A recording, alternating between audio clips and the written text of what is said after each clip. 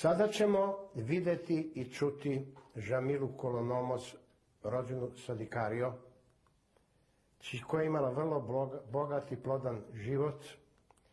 Mi želimo da taj život njen ostane zabeležen za iduće generacije jevrejske opštine u Skoplju i za Holokost memorialni muzej Sjedinjenih Američkih Država u Vašingtonu, koji i finansiraju ovaj naš projekat snimanja Jevreja koji su preživjeli u Makedoniji.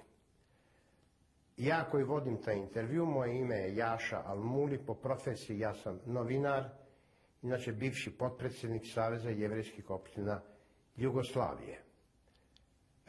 Žamila je jedina koja u svojoj porodici preživjela Holokaust, blagodarići tome što je otišla u borbu. Dajte da čujemo od nje, da se predstavi i da nam ispriča svoj život. Ja sam Žamila Kolonomos. Ja go zadržав prezimето Kolonomos zato što sakav da ostane jedna uspomena za семейството Kolonomos. Инаку се мажев за Аврам Садикарио. Семейството Kolonomos je mnogo stara porodica. Таја потекнува уше од византиско време, кога јевреите имаја хебрејски имиња, изборуваја хебрејски јазик, постепено го примија грчкиот јазик и своите имиња ги прекрстиле на грчки. Така да од името на моето семејство, кој се викаше, се презиваше Шемтов, што значи добро име, го преведија во Калонимос. Така да со време по грешка на матичари стана Колономос. Инаку правото име е Калонимос. Мојот прадедо живееше во Јанина. Тој е породица кој потекнува од Грчка Македонија. Прадедо си дојде со дедо ми и со своите 3 сина си дојде во Битола. Така да целото поколение, после дедо ми, татко ми, ние сите сме родени во Битола. Така да сме битолчани, можам да кажам. Семејството Kolonomos имаше беа многу детни. Тука имаме една фотографија која го представува Саламон Kolonomos, најстариот брат на дедо ми, после доаѓаше дедо ми Калев Kolonomos и помала брат Ментеш Kolonomos. Сите тие имат наследници, потомци во Париз, во Америка, во Израел, а најмногу се во Франција, во Лион и во Париз. Од ово семејство има уште доста живи наследници, помлади генерации, кои се сеќават, кои го носат името Kolonomos и кои се сеќават на своите дедовци, на своите постари роднини. Инаку јевреите во Македонија живеја многу долго пред словените да дојдат на овие територии. Така да имаме низ споменици кои говорат дека евреите уше на вториот, во 4 век на нашата ера, беа присутни тука. Така да го имаме стоби, каде има остатоци од синагога еврејска и има остатоци пронајдени во последно време на општина еврејска со име на донаторот кој ја изгради зградата. То се многу ценети споменици, не само за Македонија, него за цел свет. Инаку, ние живеевме во Битола. Битола е град кој до Прва светска војна имаше околу 100.000 становници и 10% од населението беа јевреи. То беше еден голем културен центар и дипломатски центар, го викаја градот на конзулите и го викаја Мали Париз. Го викаја Мали Париз затоа што постоја 2 големи школи француски, една од частните сестри од редот Сен-Венсан де Пол, тоа е ова, каде скоро цела женска и еврејска омладина поминуваше низ таа школа. И постоеше школа на Алијанс Израелит Универсел, кој имаше скоро низ целиот Блиски Исток формирано школи, кај што имаше поголеми еврејски заедници, така да и во Битола формира своја школа, а таму одеа во главно машкиот полот на евреите. Евреите зборуваја еврејско-шпански. Тие со доваѓањето од Шпанија, после протерувањето 1492 година, се населија во Битола и оно становништво, оно население што беше веќе присутно таму, во помал обом, се претопи со сепартите дојдени од Шпанија. Така да нивниот јазик беше поглавно еврејско-шпански. Али француското влијание беше многу големо и тенденцијата на младите да се поврзат со Западот, да сака да бидат и ван границите на Битола, доведе до тоа да као втор јазик беше скоро францускиот јазик во семејствата. Инаку многу се зборуваше и турскиот јазик, а Битола као град со многу националности влијаеше и влашки, и турски, и албански, и грчки.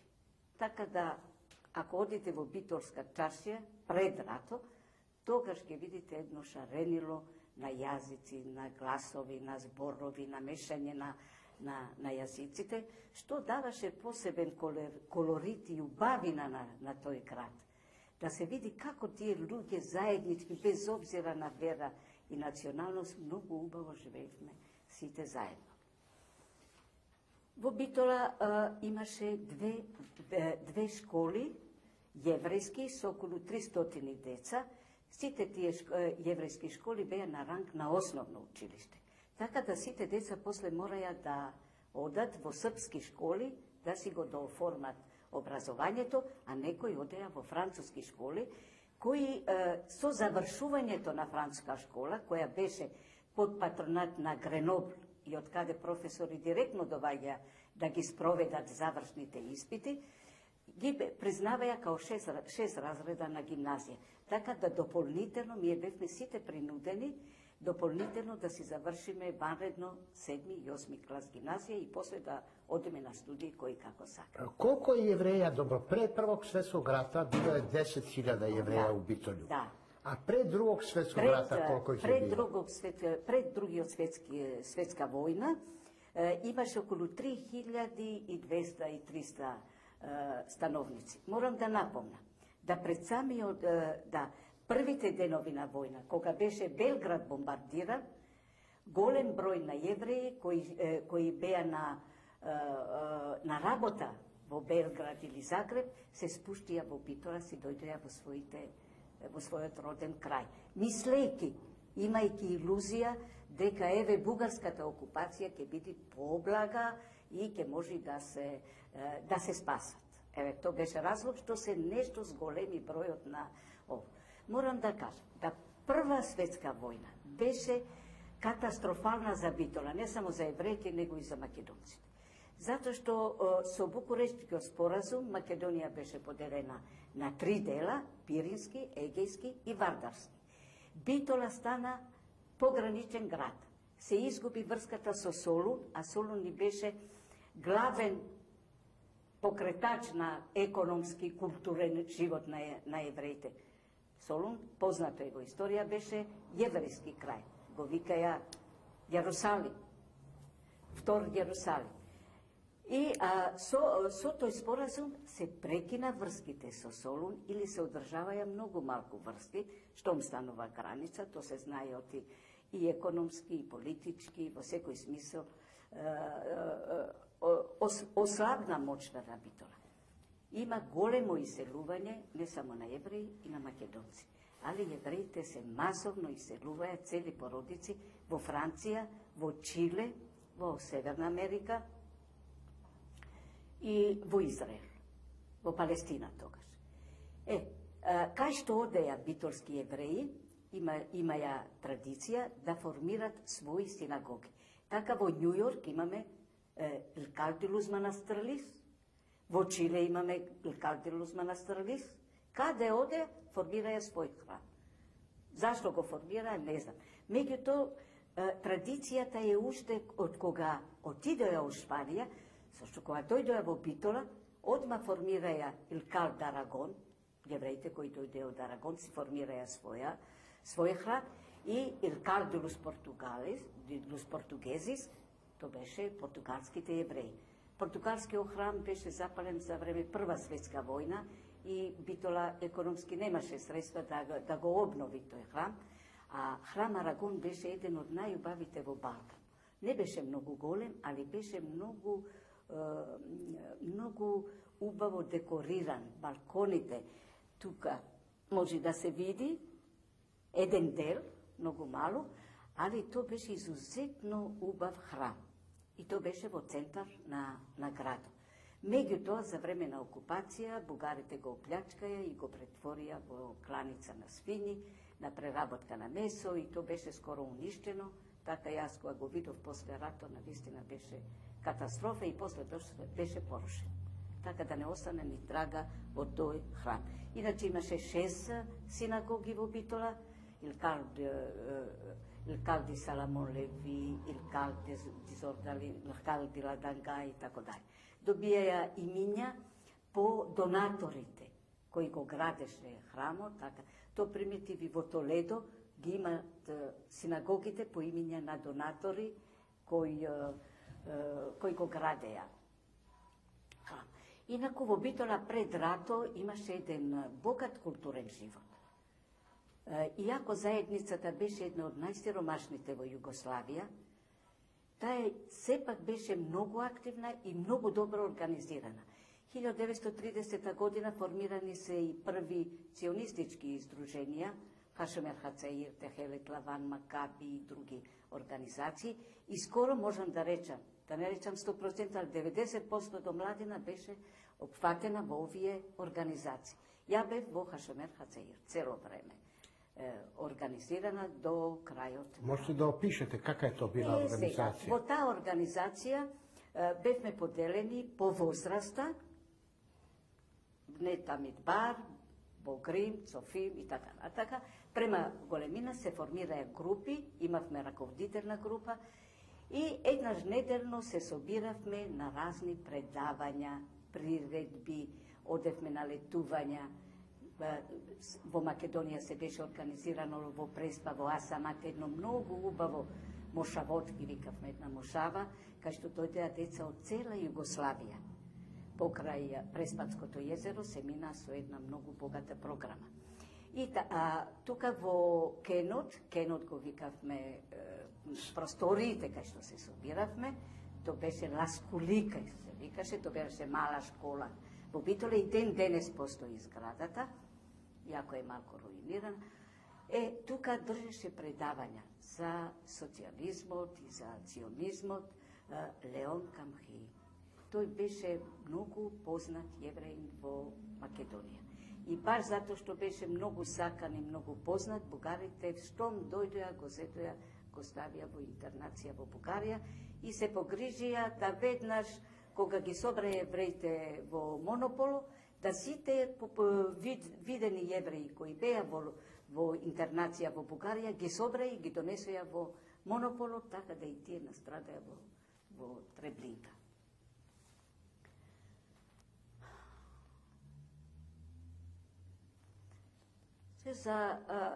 Во рамки на тој културен живот постоеше уште една организација, Клуб Дезентим. Ово беше под француско влијание и тука се собираја јевреите, имаше многу богата библиотека на француски јазик, се собираја еднаш-два пати месечно и се организираја разни приредби со хуманитарни цели. Се собираја средства за сиромашни девојки, за сиромашни младичи да се успособат за занат, ги праќаја во други градови во Југославија. Исто така постоеше друштво француско-јеврејско, татко ми беше председател на то здружение. Човек кој беше доста познат на чаршијата. Инаку он беше директор на Француско-српска банка.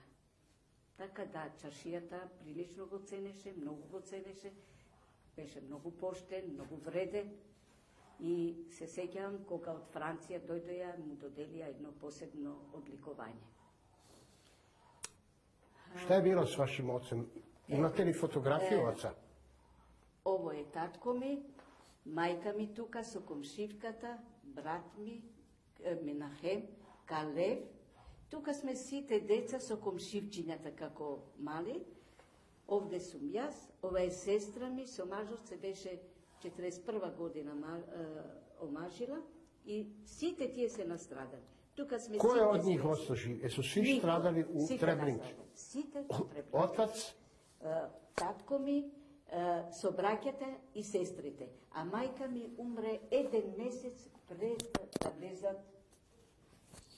да влезат германците во Битола. И би имаше среќа што не доживе оно што доживевме сите ние. Kažete mi, Bitolska jevrejska zajednica bila je siromašna. Сиромашна. Она добиваше помош секој пат од Савезот на јеврејските општини, редовно добиваше и добиваше средства нешто од иностранство. Тие јевреи кои се беа отишли.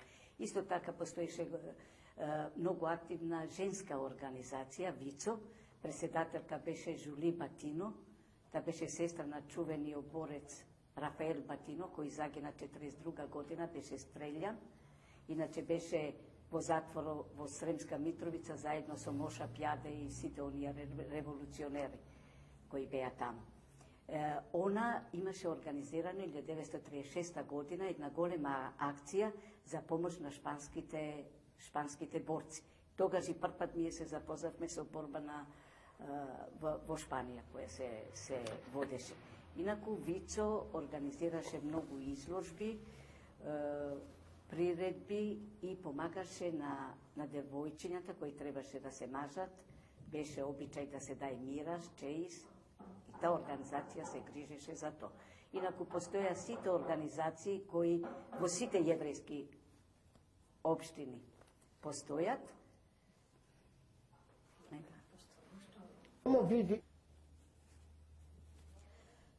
Ние во Битола живеевме еден во семејството многу скромен живот. Иако татко ми имаше прилично голема плата као директор на Франко Серб банка, меѓутоа он издржаваше мајка удовица, брат и сестра незапослени. Покрај тоа ги издржаваше родителите на мајка ми. Тие беа без средства во живот од Скопје, во Скопје. Тој ги издржаваше тие луѓе затоа што за време Прва светска војна тие му го спасија животот. Интересно е да ви го кажам случајот каков е, затоа што тој случај покажува како јевреите во било која земја да се бореа за тие држави, за тие земји и доваѓаше моментот кога се бореа, кој ќе паднеа да се борат јевреи меѓу јевреи. Татко ми беше заробен од бугарските војски за време Прва светска војна и со уште еден јевреин ги затворија во една шупа.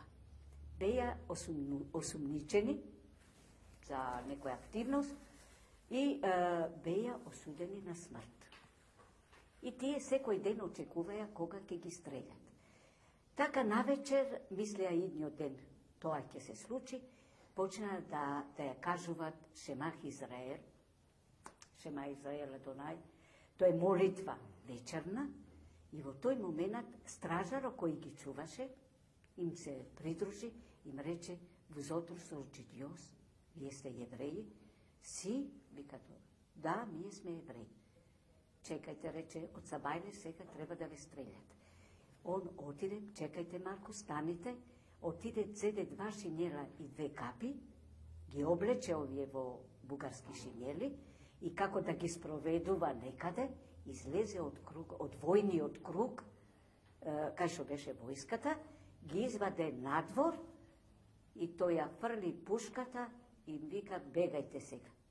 И почеа да трчат, влегоја во градот Скопје, то било во близина на Скопје, Скопје не го познават, шетат по улиците, почна да се разденува, ги фати страв, шо ќе стане со нив, и од една слушнуват глас, Алтикун, Алтикун. Тоа е ајде на јутарња молитва. То хамашот, помочникот на хахамот, ги вика верниците да дојдат во храм. И тие по тој глас се движија и дојдеа до храмот. Стасеја во храмот, чекаја да заврши молитвата со главниот хахам и му придуваат на хахам, му вика, ние сме бегалци од војска, молиме да не спасите. Јевреи сме од Битола, вика. Овај вика, јас сум од Бугарија. И хахамот одма организира да се тие луѓе скријат. Дедо ми живееше до храмот, го зеде татко ми. Без обзир, нити го познаваше, нити ништо. Го зеде кај него и као илегалец до крајот на рато. Скоро 2 години живееше кај него као илегалец. И така се он запознал со мајка ми, со неговата ќерка на Самуел Франсес, се викаше тој, се запознај со мајка ми и се ожени. Тука се роди и мојата сестра поголема, ова. И 1920 година, татко ми со, значи, жената, Естер, и Бела, се викаше сестра ми, дојде во Битола. И во Битола почна еден понормален живот на семејството. Тоа е една епизодица на живото на татко ми, кој стално ни го раскажуваше и као деца, вака го запамтивме, еве, тоа беше. Инаку, ние во средината во која живеевме, имавме воглавно власи, имавме грчко едно семејство и македонци. Сите празници кои ги славевме, тие обавезно доаѓаја кај нас. То беше Пурим, Песах и Рожашана. Тие 3 празника обавезно ги славевме заедно со комшиите. А за нас деца, јеврејски деца, беше посебно интересно Божик. Затоа што ќе ја средеа на дрвото со подароци, со сладки, и ние добивавме, покрај нивните деца, и ние добивавме подароци, и то представуваше за нас деца едно големо доживување. Живеевме на вистина како едно семејство. Тие блиски односи беа дотаму што татко ми заедно со Тахула, влашка, една породица, ова слика покажува како градат заедничка породична куќа. Меѓутоа, поштата немаше зграда, ја бендиса куќата и местото кај се градеше, ја откупи поштата, така да не се реализира идеја да се уселиме во истата куќа. Инаку, во нивната куќа во Магарево беше наше одмаралиште, редовно секоја година се собиравме там. Којим сте језиком говорили у вашој куќи? Во дома зборувавме во главном јеврејско-шпански. Меѓутоа се слушаше многу француски, се слушаше грчки доста, затоа што сестрите на татко ми беа мажни, една во Солун, една во Атина. Така кога доаѓаа тие, се уфрлуваја со грчкиот јазик, а меѓу мајка ми и татко ми постоеше таен јазик, кога некија децата да ги разбереме, зборуваја турски. Турски. Знаја тајни јазик, така да као деца научивме и многу турски зборови. А мајка ми имаше изузетен глас, така да беше многу убаво и турски, и македонски, и овие наши шпански романси, така да беше чувена со своји гласи и се собирае сите комши. Тоа немаше ни телевизија, ни радио, ништо. Тоа беа собери во куќите, кај што се организираше седелки, така звани. А баба ми која доаѓаше од Скопје, то морам да го кажам, оти ми остана до ден денес во спомен, беше изузетна во раскажување на приказки. Сите се боревме од децата кој ќе спие со баба Рахел, за да му кажува приказки. И од кај ги наваѓаше толку интересни, толку убави, просто као мали представи, као да гледаш театар. Така живо ги опишуваше догаѓаите на приказките. И затоа јас и сеќавајќи се на тие приказки, во мојата збирка на пословици и приказки, ми беше желба да негде остане трага од тој фолклор јеврејски, i izdadov ta knjiga Saveza na jevrijske općine Belgrad, ja izdade pod naslov Poslovici, prikaski i izreki na makedonskite evreji. Ta knjiga je izdadena i na hebrejski i prevedena i na anglijski. Така, вземайки во обзир да и текстот е на шпански, таа е во четири јазика. Та се распродаде многу брзо и голем интерес изазва во светот и имам добиено изузетни рецензии. И дури председателот на владата беше тогаш сефард во Израел, ми испрати едно посебно писмо, честитајки ми тој труд да ги оставам забележени песмите, во приказките. Еден дел од приказки излегоја и во Париз, во листот Видас Лавкас, од професорот Сефиха, ги преведе и на француски, али ги даде на испанјол. Празниците ги славевме, не бевме многу. Нашето семејство не беше многу религиозно. Татко ми одеше секоја сабота во храмот, се одржуваше еден ниво на религиозност, али не беа затуцани да ни забрануваја, да не поштитуваме нешто. Сите празници се славеја по онај ритуал кој е традиционален. Песах се знаеше 8 дена, не се јадеше леб, се јадеше мацот, Рожашана со сите тие обичаи да се јаде светло сладко, јаболка со мед, или Пурим, кога се правеа фурарис, тука беше фантазијата на домаќинките до максимум изражени, да направат разни фигури од тесто и јајце.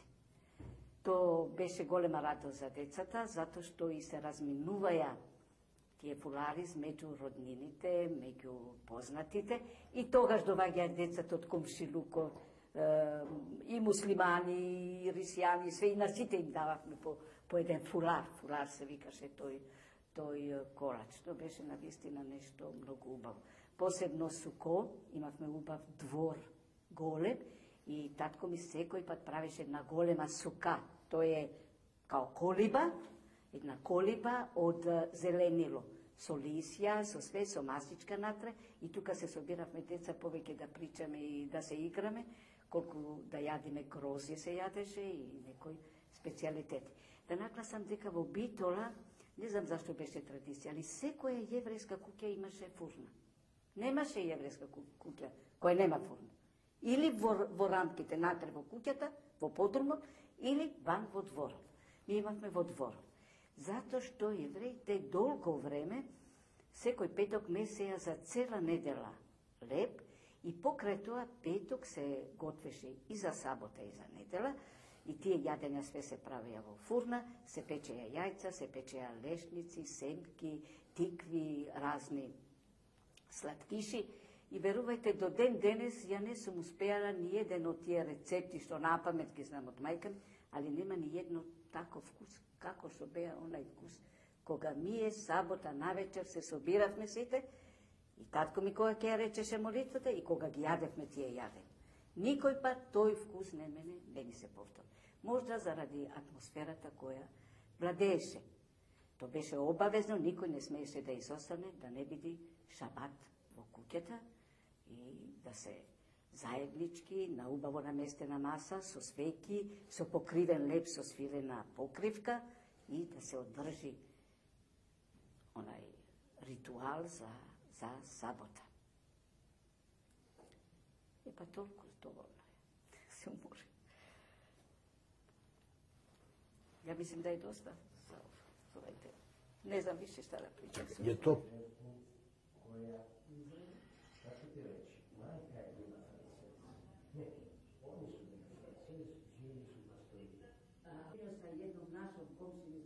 Ана Албале, која е још жива у Израелу, тој е била друга пророкица. Две пророкица.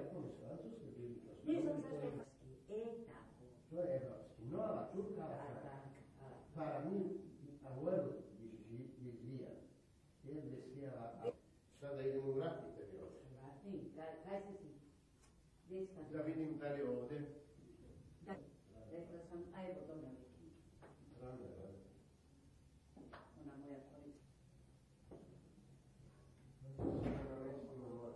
fotografije. Da. Dajte da fotografijte što bi ovo bilo. Samo vi se preberete još jedna želi se glase. Dobro, ovo će ti ostati dragocena stvar.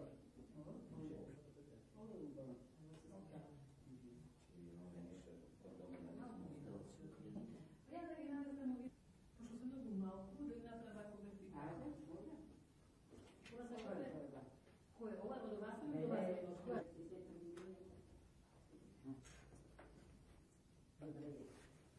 Sa